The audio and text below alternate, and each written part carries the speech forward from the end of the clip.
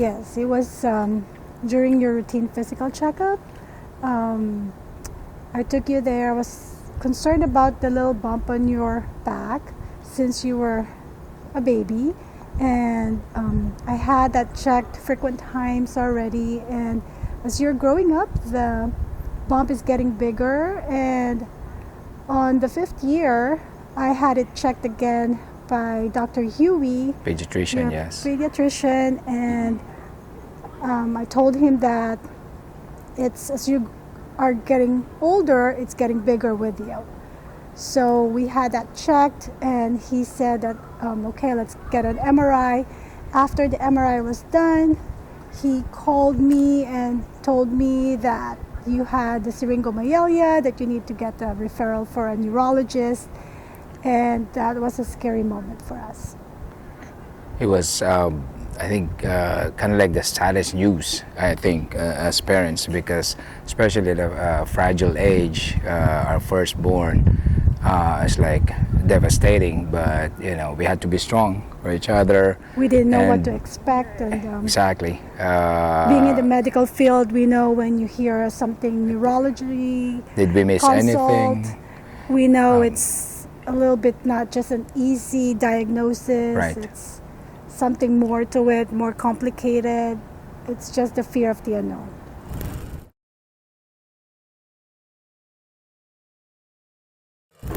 To me personally, as a father, I was like, oh, why is this happening? I mean, I don't want my baby girl to go through that stage. She doesn't even understand anything. Why is this happening to her?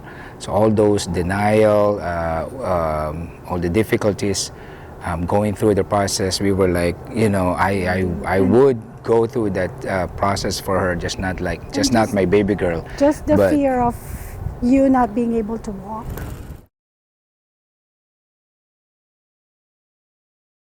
When we were told that at the moment, until you get your surgery, don't allow her to play. And that's when we start giving you, a lot of more artwork. That's when we like kind of limit your activity. I don't know if you remember, I bought that tackle box where you have all your paperworks and your crayons. The reason for that is because you're not allowed to play. No physical activity. That is when you first started drawing. What he told us, Dr. Pang told us, is that just one jump, you can be paralyzed. That's all I remember. So we took you out from all the gymboree, everything, all your activities, your dancing and all that stuff, and just stopped you completely from doing all the things that you're supposed to do as a child until you get your surgery. So that was just kind of scary for us, because we don't know what's going to happen tomorrow when you wake up. Are you not going to be able to walk? And that's just kind of scary for us. It's true.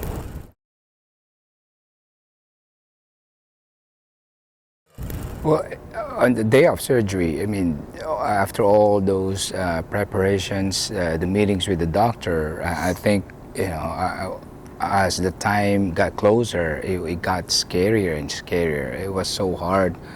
Remember, it was so hard to let go of you. And the nurses will take you already. They were doing their best to comfort us. Everything's going to be okay. We'll take care of Julia. Willing you to the operating room without us there. Saying goodbye.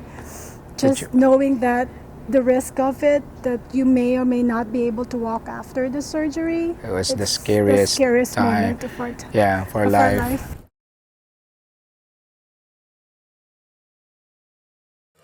The thought of if we don't do this, I remember your neurosurgeon, Dr. Pang, said that as she gets older, the spine can get really. She'll have a lot of neurologic complications if you don't get this fixed early on, because that spinal cord can get really permanently pinched and get. Permanent damage basically, and you can be paralyzed. And that thought as well is also again, it's as scary as thinking of you going through surgery.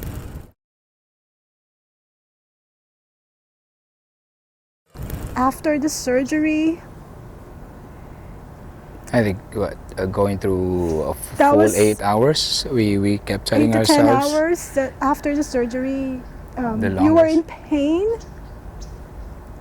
and looking at the surgical site and your incision and all that stuff was a little too much for us to handle. But you were brave. Our fear was that, are you going to be able to walk after your surgery? And you proved us that you are a strong girl. 24 hours after your surgery, you stood up and walked.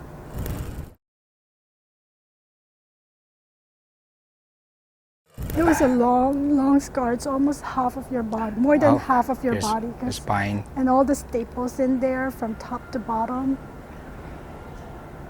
I mean, Very it's difficult to again the entire process for us to think of for you, and I would think it obviously can be more difficult for you if you understand all these things at a young age. But Even hard to just kind of think about it now. it was part of it, and we knew there was gonna be that incision, and we knew in time.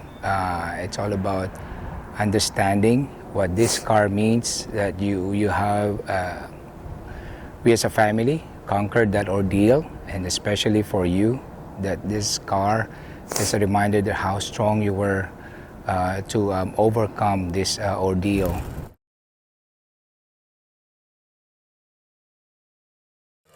To Dr. Peng, we are grateful for meeting you, for allowing my child to grow normally, to allow my child to be able to play the sport that she loved. After surgery. To be able to just be an exceptional girl that she is right now. Without him, you may not even know what your future would hold. It is a complicated surgery. It is one of the rare disorder at that time.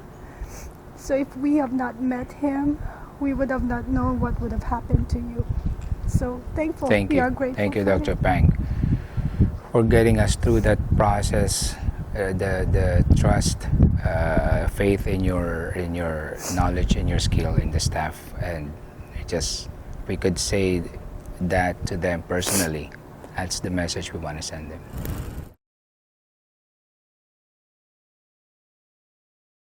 Find that strength from each other. It's hard to go through it alone, but just being there for each other. That's a message, I think, as parents to other parents as well, in order to get through that ordeal with a lot of faith that everything's gonna be okay afterwards.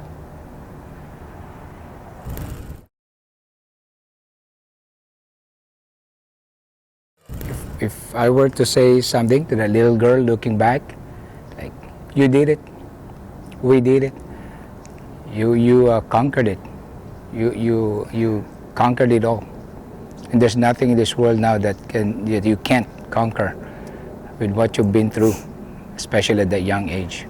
That scar should always be a reminder of how strong you are and how you were able to overcome that difficulty in that stage of your life at a very young age. So just always remember that there's nothing out there that you won't be able to overcome, even though how difficult it is. Now that you know more, now that you're more experienced, the more you're going to be able to overcome all of it. You are a brave girl.